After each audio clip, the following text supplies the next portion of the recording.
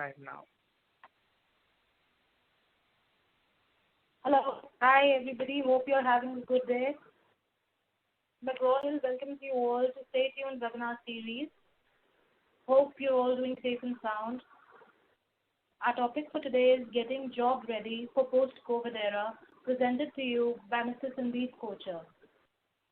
There is a lot to be said about him, but to keep it short, why not just say people like us choose him to be the LinkedIn Top Voice India 2019. Let's hear it from the storyteller and founder of Blue Minds Consulting. Over to you, Sandeep. Thank you, Prakriti. Very good afternoon, good evening, good morning, wherever you are in this world. I think today we'll just talk a little bit about what's been happening, during this whole period in the last couple of months that the whole industry has actually transformed. We'll also speak a little bit about what's going to happen after, we get back to the new normal that has been established. So I'm going to share a few, I would say my few thoughts around how I see this whole, the situation panning out. The last month or so, we've seen a lot. What we'll cover today will be around the job market, how is it really shaping up. But we'll also look at, what can we do going forward. And the last couple of months also, there have been a lot of interesting things that have happened on the ground which give us pointers to what the future will hold. So I'm going to share some of these and then maybe we'll take a few questions around it. If you look at if you look at the GDP of India and if you look at all the industries that are currently, really going through and running the engine of the economy, you'll find that manufacturing, FMCG, and there are several others that are really very, very importantly placed today. But if you look closely on what's been happening in the last couple of months during this lockdown period, we've seen a couple of, I would say sunrise sectors that have been coming up. They're not even industries in some ways. But, the education sector definitely is beginning to pick up. And within that, we see EdTech as one of the key players that really is emerging. The second is healthcare. And when I say healthcare, I mean pharma in some ways as well. But healthcare, medical and healthcare is the other sunrise sector, which has always been very important. But, in this era of the virus coming in place, we do see that a lot of opportunities will come up in these areas. Now, if you look closely what's been happening, we see that the manufacturing sector has been impacted a lot of job losses that have happened, not only in manufacturing, but pretty much all the sectors that you see. IT and ITES is one area which is, I would say it's not been impacted so deeply right now, but what we're hearing from customers on the ground is that once these contracts come up for renewal, which will be later in the year, between December and March next year, that is when you see the real impact of this. But overall, the growth is muted. If you see the results that have come up for most of the IT firms, it is slowing down, and this was obviously in April, but if you look at May, things will be much slower as well. Now, if you dive deeper into some of these, you'll also figure out that essentially all of these are linked to the new age technology. So that's digital and tech is really going to be the backbone of everything that's going to move us forward. And during the lockdown, work from home has been enabled primarily by digital and technology. And that's what's going to really power us forward. If you look at the skills that are going to be required now, let's move a little bit around what skills will be required. Now, I think one of the mindsets that is required for most job seekers today is going to be that of someone who can learn and adapt very quickly. I think the Prime Minister said, you coined a term called Atmanirbhar. In a sense, most job seekers would be advised to be like intrapreneurs, and also some of them wanting to become entrepreneurs. The whole economy may shift more towards the gig economy, so freelancers will start to, we already have one of the largest gig economies in the world with several freelancers and consultants today. I only feel this is going to just get a little bit more enhanced as time goes by. If you look at primarily skills required for this kind of a transformation to happen, definitely you'll find that digital skills are going to be required. Creativity and innovation is definitely going to be the other important part. And in this virtual world, collaboration will take a different shape, so will communication. And these are going to be key pillars of how people can move forward and work better with other people. We were just talking to a couple of customers, and we realized that even people who are not related to the technology sector or who are not related to digital have to start to learn that digital, skill set, because that's really going to help them become equipped to be able to really, welcome the changes, and more importantly, tide over this crisis and also emerge into the new era. Now, post this whole, crisis, we will see the economy opening up in different ways, but a lot of it will depend on the skills that the job seekers would have developed. Now, we've been approached by several job seekers, and we also run a hiring business. And what we're beginning to realize is a lot of job seekers are thinking that the skills that they had before is what will help them get, jobs in the market after. But I think that is where the challenge really lies, because they need to upskill themselves in this period. And for me, this is like that training period for everybody, that you have the next few months to upskill yourself with newer skills, which will make you more relevant. Some of the skills that I mentioned here, I think, are all very common in terms of what were there earlier, but really the critical ones are going to be digital, and it's also going to be technology. And these two are the key skills, and third would be communication to me. Given all of this, we also see that people will organizations will also prefer to hire people who are more entrepreneurial in spirit and also in the way they work. So people who have initiative, who want to take initiatives, who want to do new things. And that's really going to be a very important skill set as we move forward.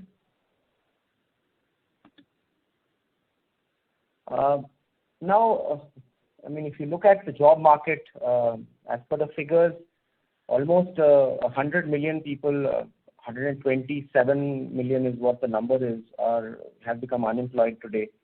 And a bunch of good amount of people from that would be entrepreneurs who have also closed shops. So really there are going to be a lot of people who are going to be looking for jobs. To give you a sense, our hiring business has gone down by 90%. So that means it's 1/10 of what it was in February.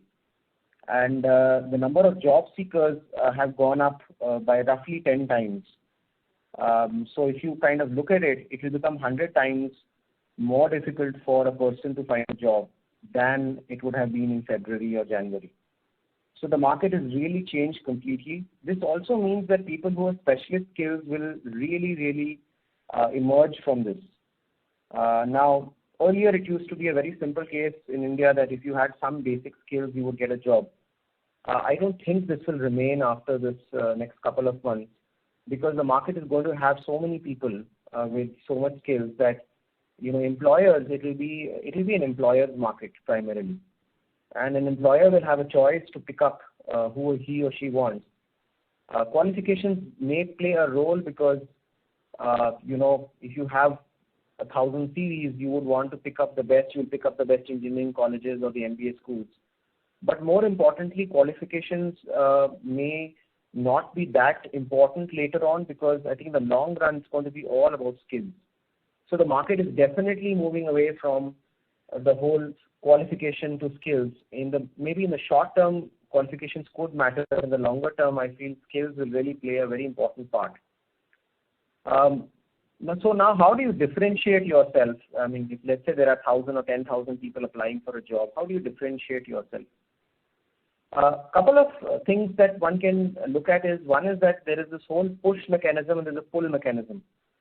Now, if somebody reaches out to you for a job that, okay, I have an opportunity for you, that is very different from you reaching out to opportunity. I remember many years back, I was trying to, hunt for jobs, and after a year and a half of trying, I found the job that I was looking for, and I was just analyzing how many job applications I had done, and in those 1.5 years, I would have sent maybe 5 to 10,000 applications, and which made me realize the importance of creating a brand, and there has to be something unique that each one of us has to have or develop, which will then distinguish us from the crowd. Now, it may not be just the skills, but it will also be how we portray those skills out there. So that's a very important part of it. Now, how do you make yourself unique? I think one is walking the talk, which is basically whatever you say you can do, you should be able to do. A lot of resumes that we get and we see that have a lot of claims on it, but actually the person does not have those skills. At times, a lot of people undersell their skills also, and many don't even think about building their own brand. So I'll focus a little bit around that today, which is really how do you build your brand, because I think that's a very key component. LinkedIn as a platform is great to be able to network as well as build your brand, and you'll find that a lot of employers are beginning to use this platform even more. I've been spending a lot of time on this platform, almost 10,000 hours now, and a couple of things that I've realized is that if you create a good brand for yourself on this platform, you will start to organically get opportunities, whether it is job or business or assignments, you will start to get those. Because people believe in social proof. And social proof is really the key here, because it helps, you get a recommendation, not in that form of, somebody recommending you, but people can see how you're interacting with everybody else and what are you really putting out there, and also what knowledge and skills do you have and how do you interact with the rest of the world. I have personally picked people when we're looking at people as talent. I keep looking out and seeing how, who are the people who are really making an impact on this platform. And I think that's going to be a very important part of the job search for every job seeker. Because just applying for jobs is not going to work, because it is going to be 100 times tougher. If you look at, if you really go a little bit more in detail around the personal branding piece, and I'm going to share a few more thoughts around it. I think the first thing is really your profile. How do you create your profile? Whether it's your picture or your background picture or your headline or the jobs that you've done or the skills you've mentioned or even the details that you have in the jobs that you mentioned. All of these play a very important role, how much time, effort you are spending. Interestingly, of the CVs we get, we find 80% of the CVs are not updated. And the same is the case with LinkedIn profiles. So I think that's a very, very important aspect. And if you are applying for jobs on any platform today, everybody looks you up on LinkedIn to check you out, because they want to see what you're doing there. A lot of firms do that even for other platforms, and essentially background checks are even done by looking at people's Facebook profiles as well. So social media is going to become a very important part of the job search, and how do you really search for jobs? Now, once you've created your profile, I think that's the most important part of your brand, and then you kind of start to think of, what do I want to do with this profile? How do I differentiate myself from the millions of people? There are roughly 60 million Indian profiles on this platform. How do I differentiate myself from the crowd? And once you are able to crack that puzzle, it will become much easier for people to land jobs. Whenever we are looking for talent which is or skills which are a little unique, we do use LinkedIn as a platform, and just to look out for people, because it's easier to search and find such people, and also to see what these people are doing on a day-to-day basis.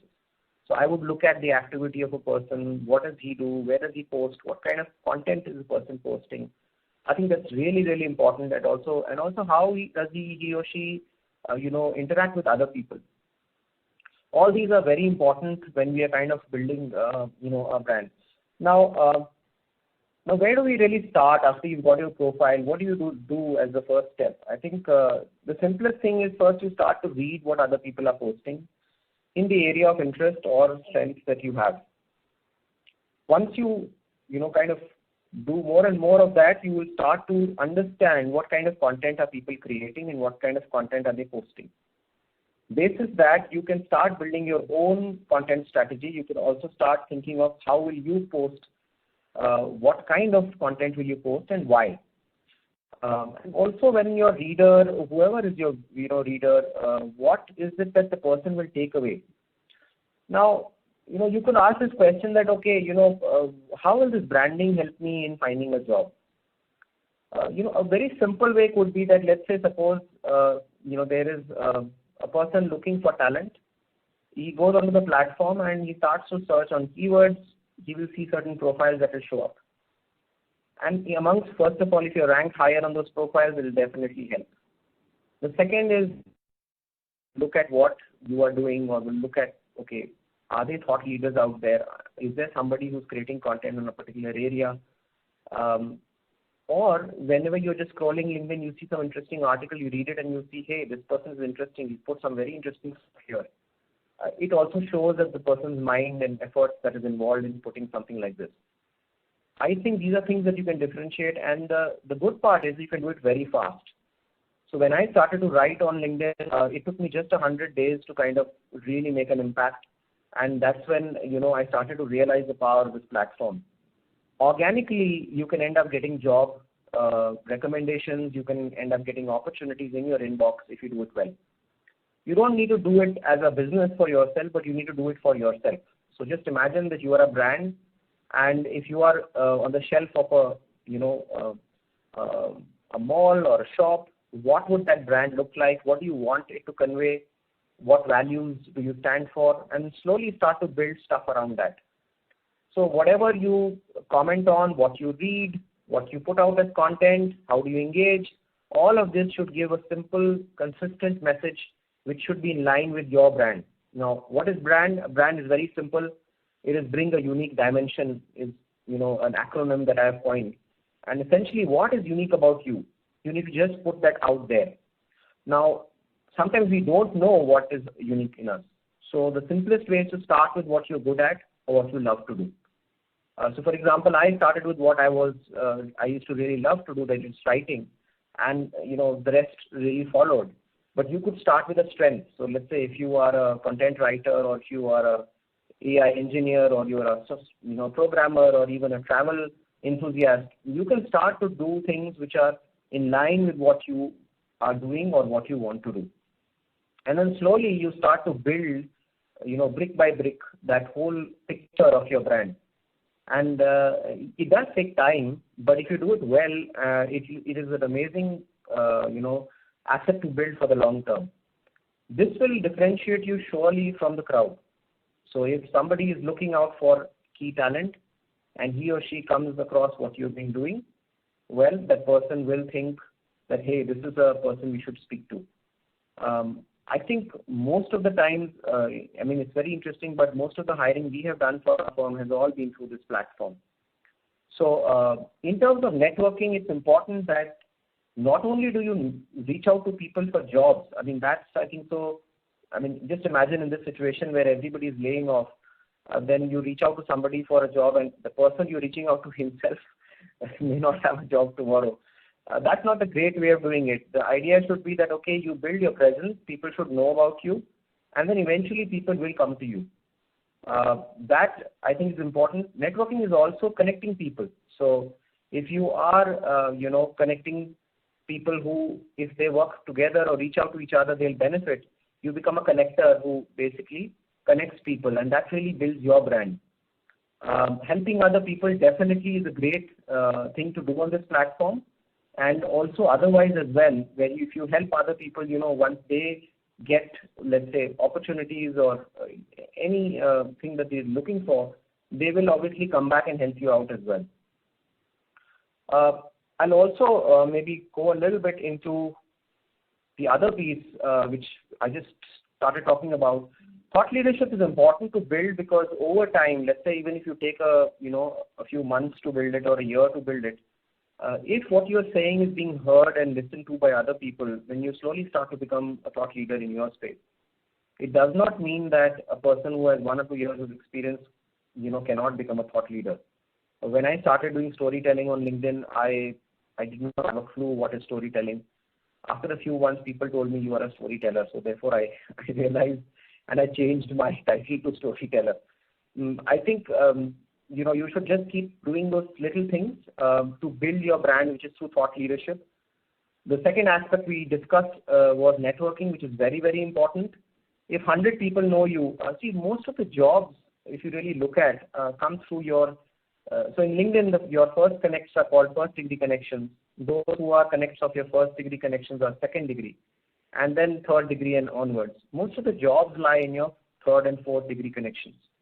So if I know people, a lot of people in my first degree, be rest assured they're never going to be able to get you what you want, because more often than not, your opportunity will not lie in that network. So you need to reach out to the second, third, and fourth degree connections. That you can only do through the first degree. So if you create a brand with your first degree connections, they will spread to the second degree, and that's what virality is about. But essentially, you kind of start building that. Now, how do you build thought leadership when you don't know much about a topic? So you start to read profusely, write. So let's say suppose you are working on marketing, and you start to read on marketing, read up all the books, do some certifications, and slowly start to read what the thought leaders write. You can also interpret the thought leaders and what they write into a different language. So when I started, my objective was very simple. Can I simplify very difficult concepts and put that in the form of a story? You could do the same for any area of work that you're working in. And as you begin to do that, you'll realize that people will start to read what you are writing, and they will appreciate that this person has some degree of competence. Now, strangely, in corporates also, and I worked for several years and hired several teams and worked with several teams, most of the people are very average because they don't put the effort to do something more. And that is the difference between people who excel and those who don't. So if you're going to put in efforts to build your brand, if you're going to start doing stuff, initially you may not get much traction. It's okay.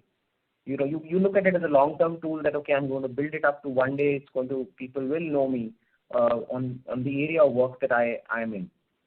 Now, the other bit could be also, it could be your hobby which you may want to promote, it could be your strength, any of those, what you love to do or what you're good at.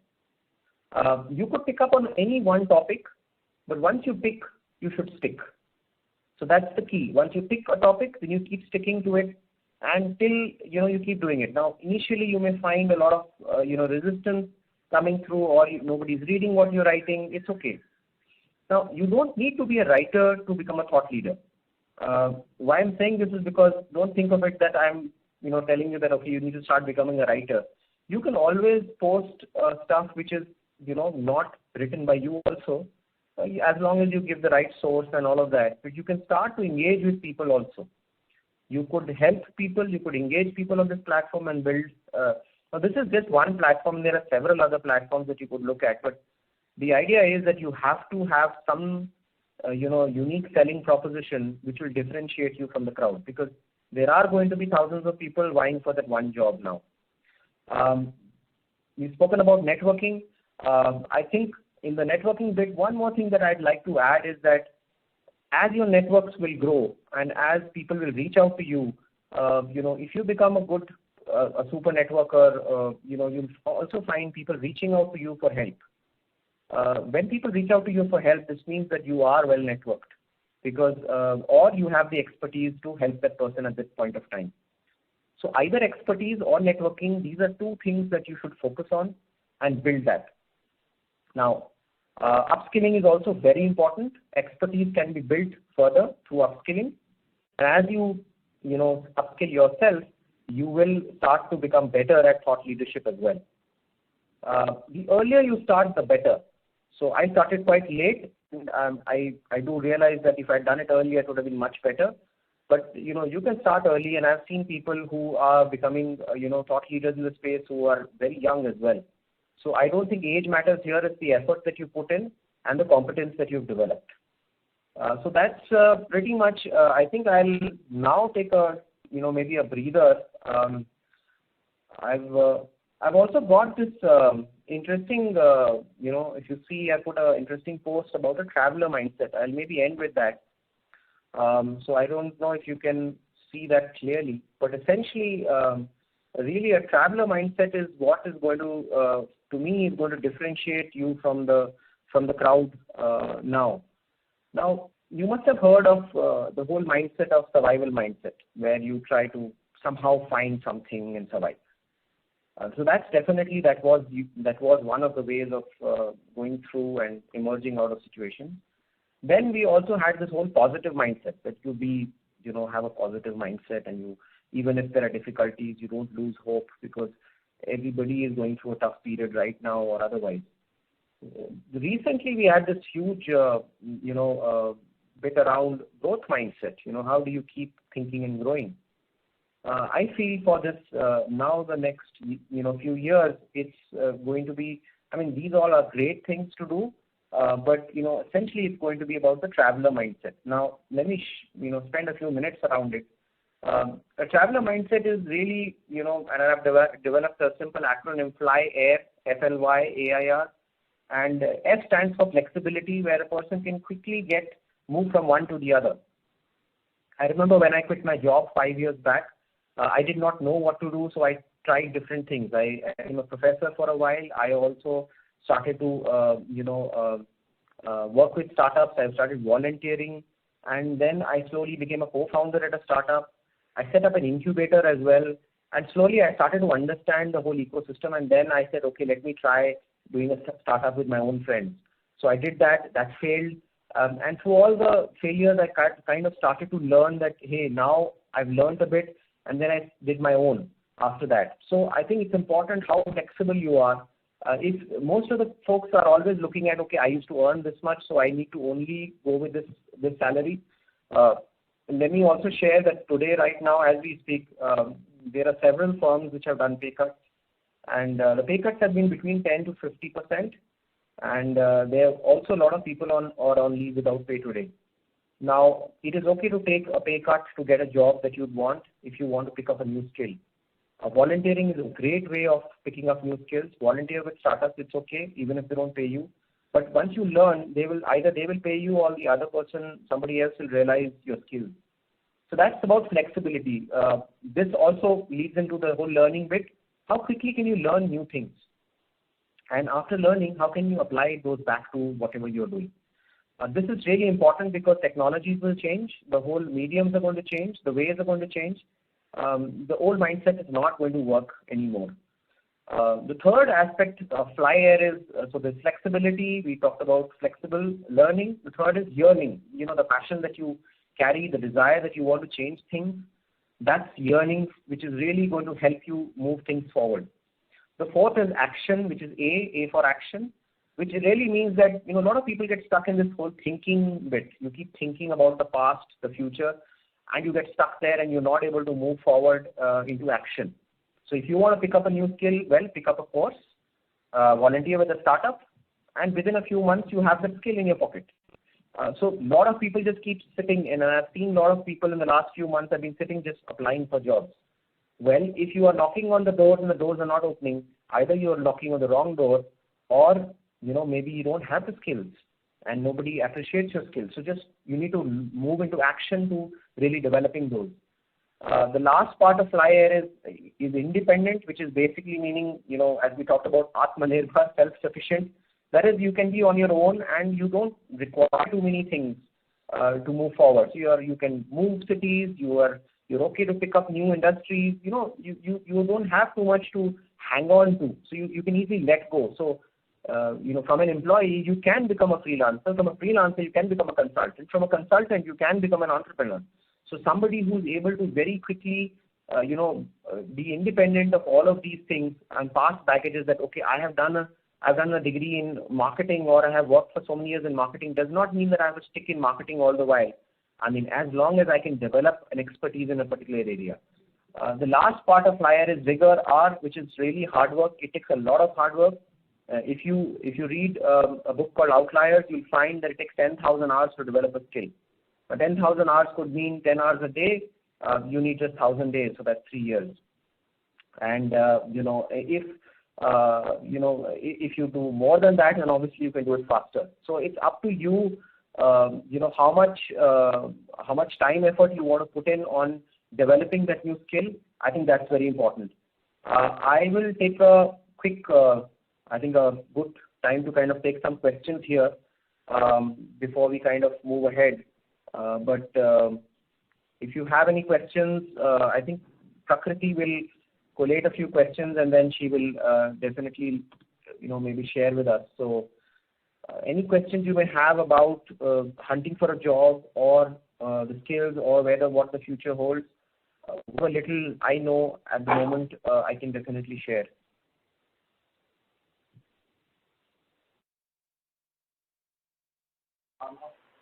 Hello. Yes, Prakriti. Great, sir. It's great to have us here. So one question is from Dr. Ashok Kumar, sir. Do you accept negative mindset? Okay, I didn't get that question. Do you expect negative mindset? Okay. I think at this time, people have to be positive and we have to think positive and move forward. I don't see, you have to think of things that can happen positively for you. Okay, we have another one. What's the advantage of a thought? Yeah. Go ahead. What's the advantage of a thought leader in LinkedIn versus a blogger? Well, you could be a thought leader on your space in any social media platform, but at the end of it, you need to have a differentiation that brings you out from the crowd. Wherever you could do well. There are people who write only on Quora, for example. There are people who write on blogging platforms. You could do that as well. LinkedIn is good because it's a professional site where you have job opportunities also coming up and also your target audience is there. So the others are more informal in nature. This is a more professional and formal platform. So I would definitely recommend this platform, to all of you. And I'll share with you that there was a time, a few years back when I was not getting any jobs. And even after having worked for so many years, having good skills, I was not getting jobs. And once I started to build my own brand, I started to not just get jobs, but I started to get opportunities which I would have never have thought of. Not only, about that, but also about making a difference and impact to human life. I mean, if you are able to share your knowledge with so many people, if somebody benefits from it, you're actually making a direct impact on the other person. I think that's the key here. The other bit is also, I must share with you that I don't know how many people on this call are, or on this webinar are really people who have been working for many years. This whole scenario is definitely going to impact a lot of people who are in the 10 to 15 year or even more than 10 years of experience, because those are the people who are going to be pushed now even more.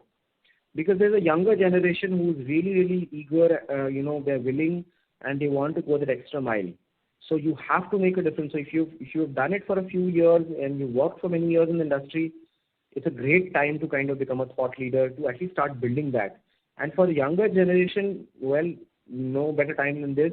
If you do it now, in 10 years, you'll be a thought leader. And that's the time when you will require this the most. Great, Sandeep. We have another one. What networking suggestions do you have for freshers? So for freshers, I would say, you should definitely read what other people are writing. You should, go to networking events, whether it is something like this or otherwise. Now there are going to be a lot of virtual networking events, so essentially nothing stops you from going there. The good part is because of all of this, everything is accessible now. There'll also be opportunities for you to start to engage with people who otherwise you could not have engaged with. That is one. The other thing about networking is maybe you can also connect with people on an informal setting. So a lot of people connect with other people only asking for jobs. Now that's the worst way to kind of approach a person. I mean, just imagine, let's say somebody like me, I'm approached by hundreds of people every day for jobs. Now, can I help hundreds of people? No, I can't. I mean, maybe 1, 2, 3, 4, 10, 100 people is going to become very difficult. So you've got to build relationships. So networking is really about relationships. If you know 100 people in the industry, tomorrow they will, if there is an opportunity, more often than not, it should be they reaching out to you than you reaching out to them. And that's where most of us get it wrong. We feel you should reach out to people, ask for things. Well, if they reach out to you, it will be a huge possibility that you may get what you want. So I think that's the notion that you need to do, and for that you need to have something you need to contribute to. I remember somebody started to write. Somebody approached me a few years back, and he said, "Oh, I'm a writer, but I write poetry." And but I said, "Okay, great. Why don't you start writing?" He said, "But I write in Hindi." I said, "Start writing," and he started writing and started to do really well. So it doesn't matter what skill you have. You just have to start to think about, okay, what is it that I love to do? What am I good at? Can I start from there? Great, Sandeep. If you would like to take one more, this is an interesting one. Will the role of HR change post-COVID-19? If so, how? Very good question. I feel everything is becoming virtual. So for HR right now, it is how can they keep the emotional wellness of the employees paramount. Because of this whole virus situation and the lockdown, our clients are talking about employee help desks. They're talking about emotional well-being. There are cases of depression, people getting impacted a lot. I think the human element is going to be tested even more in this virtual world. A lot of HR folks have, over time have become very transactional. And I don't think that's the way the future will be. It has to be about, you have to bring core skill to the fore. HR has to be about emotional well-being, about being able to anticipate what's going to happen next. Now just imagine a scenario where you're working virtually. Now you need to figure out each time which employee is going through what. Now the manager needs to do it as much as the HR. And if you don't do it, you're going to miss a trick because that person will disconnect or just move out. And that's very important for HR to do, to be on top of what's really happening in the organization. What's the sentiment? I think sentiment analysis will be done on Facebook, but it has to be done in organization also. That, what's the real sentiment in the organization? Are people really motivated to do work or not? I think that's really important. Yes, Sandeep. So do you want to take more questions, or would you want to continue? No, I think we can take some more questions. I think I made good progress on I think there's not much that needs to be covered now, but we can definitely take more questions. Great. So I have one more for you. What would be your advice for thought leadership for teachers? Well, I mean, if you look at a platform like LinkedIn, I have not seen any teacher writing there. Well, there are few directors of various management institutes that write, but a teacher can start writing about, children, about values, which is what is missing today in India today. We don't understand what are values. The basics, I think the basics are the things that teachers teach, and those can be really shared. So you could just start to share stories around what's happening in your class, or what are you seeing on the ground? How do you see things happening in the future? How is education changing for that matter? And what's really happening? Are students going to be more connected virtually, or are going to get disconnected soon? Is the time span for attention going to go down? So I think you can pick up any area and start to write and share about it.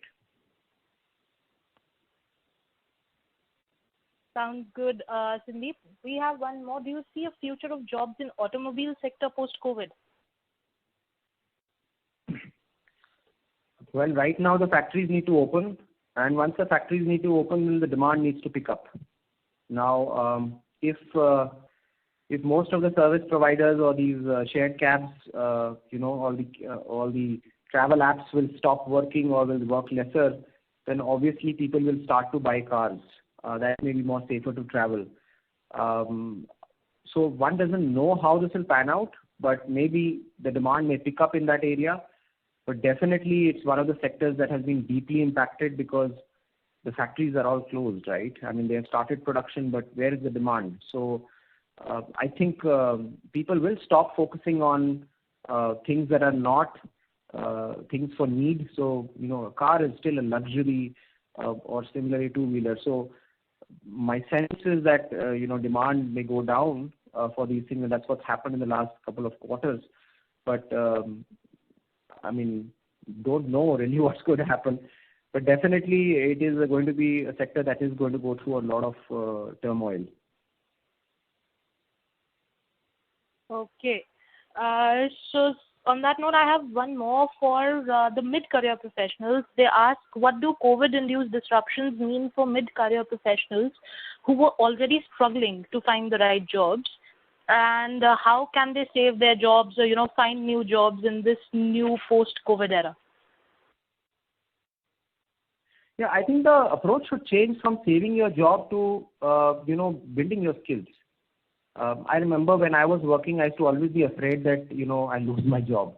And that was the most stupid thing to do because, essentially what I was doing is I was just playing out of fear. So I think instead of it's just like right now, instead of the virus coming to you, you are going to go out now to get the virus. In some ways you're going to go out and say, okay, fine, I'm going to take my precautions, but I'm going to go out there and face it.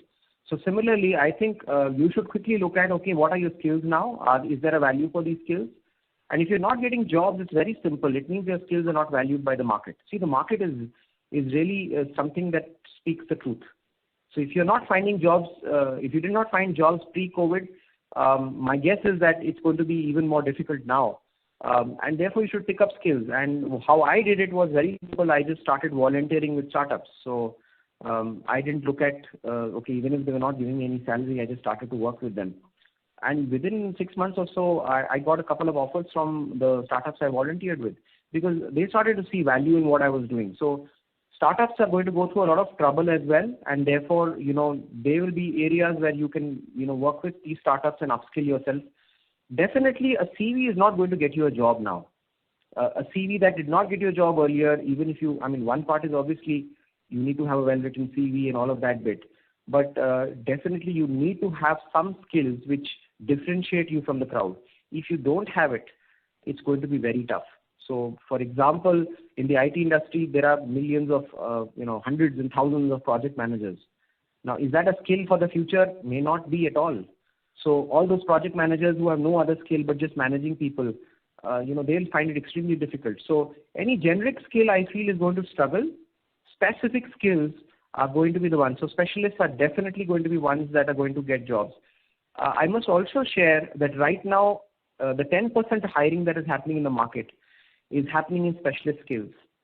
So, for example, a full stack developer is still sitting with 2 offers today. And that's the reality of the market. So, those specialist skills will always beat the generalist skills. MBAs, for example, were all about general management. I think that era is gone. These degrees are not going to help anyone get to where they want to be now. Okay. Intuitive. Okay, one more, Sandeep, is asking people for referrals on LinkedIn fine, or what is the right way to approach this? So, I don't give too much importance to referrals because, essentially you are asking somebody to give you a referral. The person gives it. Nobody writes anything bad about you. And everybody's LinkedIn profile has referrals which are all positive. So does that give you any information? No.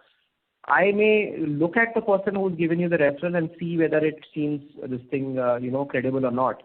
But at the end of the day, I think there are other ways. So checking out a person's activity and what he's doing is much more meaningful than looking at his recommendations, which will always be positive. So I would suggest don't waste your time asking for recommendations. A lot of people write to me also asking for recommendations. I share with them that I had not worked with you, so how do you think I can add any, give any authentic recommendation? So I feel that doesn't help too much. You would rather build your networks and your brand. Okay, we have one more. What are your thoughts on technology influence in education in terms of developing job skills like communication, critical thinking, creativity, and maybe collaboration? So one of the sectors I mentioned, EdTech, is going to be the future because all the education will move there. We are all questioning why do we need to have these large schools. They're all empty today. So all of that is going to go virtual, just as like all communication now. Why do you need travel? You don't need to travel. I remember one of the CEOs of a very large firm said that after we go back to work, our travel budgets will go down considerably because we realize that we can do work without travel. So all of these things will change, and I think obviously people need to be trained and upskilled for it. So any form of learning which is going to be online is definitely going to do well. Any digital communication platform is going to do well. Collaboration platforms are going to do well. So all of what we were doing, going physically face to face. Don't be surprised tomorrow there is and I think there's already a tool which will essentially use VR, and you can actually go into another room, into somebody else's office, do a meeting and come back without you physically being there. So all of these things will become reality. And I think anybody who's working in the edtech space, there are going to be a lot of companies entering. So, it's going to be tough competition, but definitely that's the future. Okay. So far, Sandeep, because I'm sure that you read through LinkedIn a lot, have you seen any trends in some particular kind of skills, or, do you see any particular kind of skill soaring after the post-COVID era, that these are the kind of skills that will help you in getting the job, something on these lines? So I had put up a slide there for the skills. Maybe I'll quickly go back to that as well. So essentially, there are going to be a few skills that will differentiate. So entrepreneurial skills are very important. What people can, essentially do on their own, and that's extremely important. Can you take initiatives at workplace? Can you go ahead and create something new? That's a really important skill, is going to be entrepreneurial skills, and therefore, if you can volunteer with startups or work with startups, that's where you'll build your skills. So that's my number one skill would be that. The second skill would definitely be creativity, thinking out of the box, trying to find new ways of doing the same thing, where you can help organizations grow, change, learn, even help save money, whichever on those areas. And if you really ask, the third one is essentially going to be digital and tech skills. These are definitely going to be the ones that are going to be high in demand. Anything related, if your job or if anything that you're doing is related to technology and digital, in that space, if you can develop so for example, cybersecurity is definitely picking up now, and it's going to be more so because the virus attacks will increase because everybody's going to be online. All of these kind of things will start to kind of take shape. So these are sectors that will come up, and in tech, most of tech will have a lot of opportunities coming out, but newer products and services will come out in these areas. AI, VR, all of these obviously will do very well, and this is going to be the future. Robotics, automation, anything that will remove human intervention, because the factories are beginning to realize you don't require humans to run them, and if you do, then your factory can close down. So I think the first thing that they will do once they start to earn any money is that they're going to start to invest in these areas.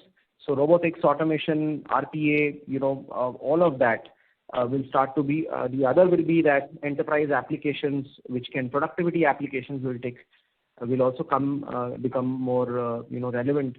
I mean, that's the way I see the future. Okay, sir. So before we, end the questions, there is one very simple question, which I think everybody who's on LinkedIn would love to have an answer to. Is the paid membership that, usually people go for LinkedIn, is it really that useful? Because I think it's in the mind of every fresher who's not earning yet. Does that help us in some way or the other? Or can we build our own personal brand without that also, and, still get the equal amount of attention that we would like from different companies or different hirers? So I think I may not be the right person to answer this question because I have a vested interest in all of this. But if you were to ask me, I have not taken. I still am not a premium member of LinkedIn. That answers for us, sir. I think that is a very, very well answer for us. Okay. So would you want to take more questions, or would you want to give us a note then? Yeah, I think we can take a couple of more questions if you want before we kind of end. Perfect. So how to start freelancing jobs? Maybe because a lot of people have faced issues with jobs these days, and a lot of them are thinking of starting their careers as freelancers. What is your advice to them? So pick up, first of all, identify a skill that you think that people will pay for. And if you think you don't have one, then start to find one. And if you can't find one, then you start to develop one. Once you found that one skill, then you register yourself on different platforms and you start to build your brand on that skill. You increase your visibility, you network with people, and slowly work will start to come in. As you become better at the skill, as your visibility and branding improves, more and more people will come to you, and slowly it will build. All of this will take time. So to set up a business, it takes 2 to 3 years, and to set up your own freelance business also, it will take that time. That does mean that you may not earn much money during that time, but if you are thinking long term, that's the best way, because if you can survive as a freelancer in today's world, you can survive anywhere in the world in any situation. So let me also share with you that even during this time, there are people doing business and there are companies which have closed down. There are companies that are raising money even today.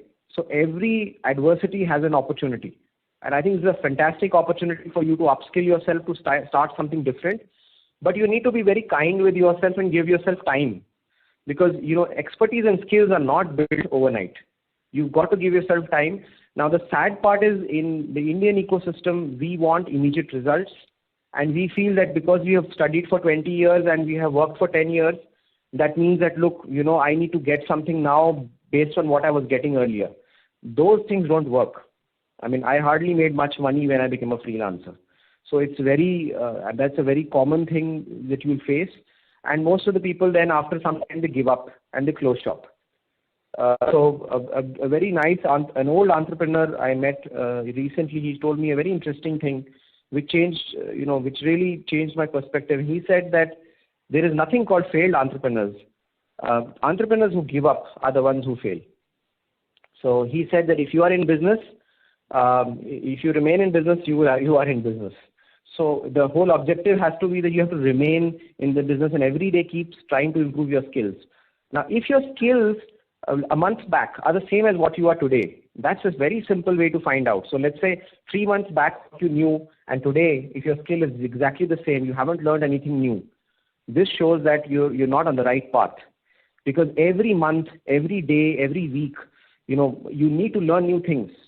So if 1 year back I was doing something else and today I'm doing something different and I've learned new things, then it shows that I am progressing. That also does not mean that I have to keep switching all the time, but it means that I need to keep progressing on my skills and move to other things that, once they gradually progress me to. So the growth should happen on skills and in yourself as well. Most people think that the resume has been created. Now that resume will help me get jobs. That's not going to happen anymore now. That's a thought to go over with. Sir, one more we have. Why do you think the government sectors like railways are cutting jobs and, not releasing so many vacancies? I'm not an expert on the government sector, so I'm not the right person to answer this question. But if you really ask me, the government is going through a tough time with all of this happening.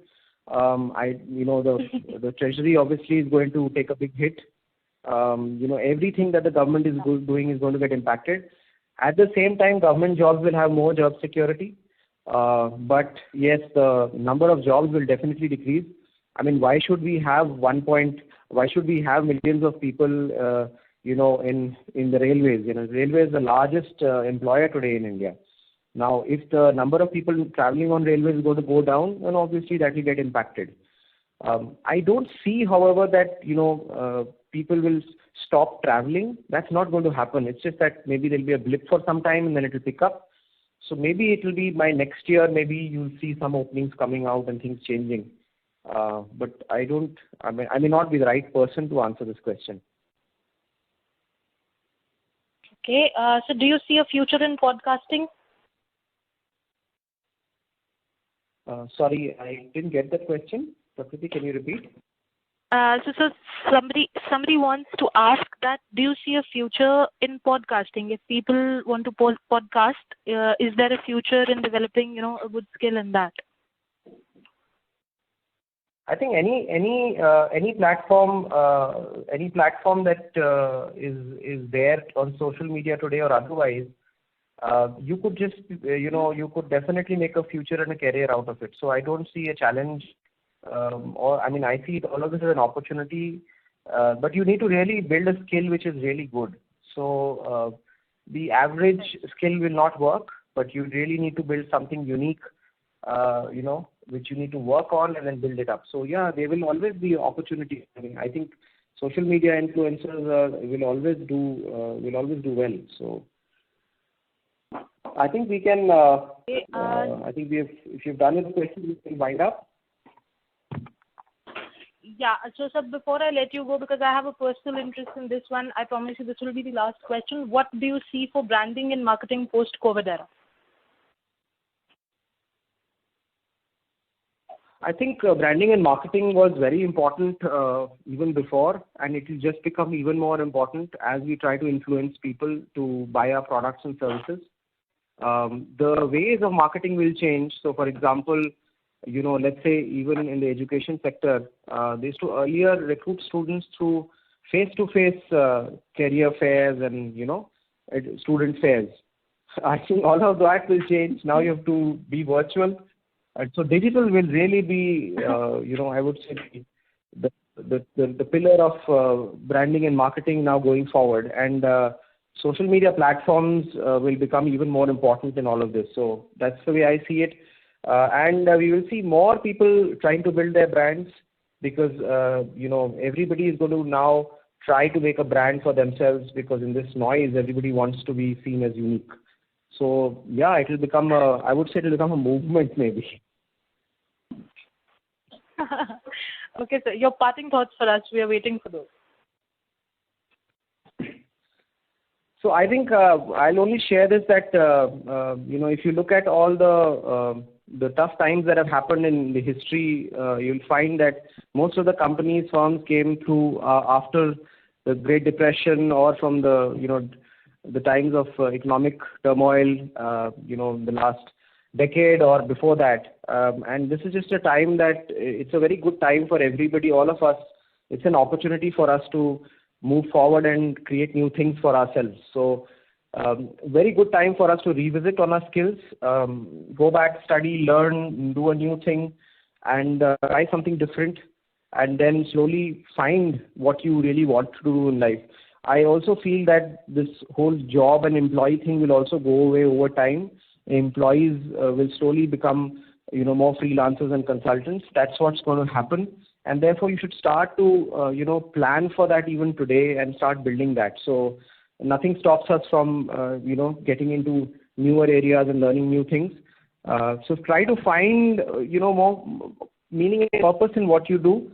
If you are not doing something that you love to do today, then you should try and find that. Because I think eventually only those areas you will do better than, may not be competing with other people, but you'll do better because you like to do that thing. So try to find some meaning and purpose in your life that really will drive you to achieve amazing things. I think that's all that I'd like to say, and move towards it, work hard towards what you want to do. So pick something and then stick to it is what I'll say. So yeah, thanks a lot, Prakriti, and thanks a lot, everybody. And I hope you found this useful, and I hope that you'll all try to kind of use various platforms to kind of build your brand and look at new ways of finding jobs or opportunities. Thank you so much, sir, for this lovely session. Thanks to all the attendees as well for the great participation and great questions we had. Just for the information, the recording of sir's webinar, the certificates and everything will be emailed to you on your registered email ID. I'll repeat, if you have any doubt, please write to us at support.india@mheducation.com. Thank you. Thank you once again, sir. Lovely session. Stay home, stay safe, everybody. Thank you.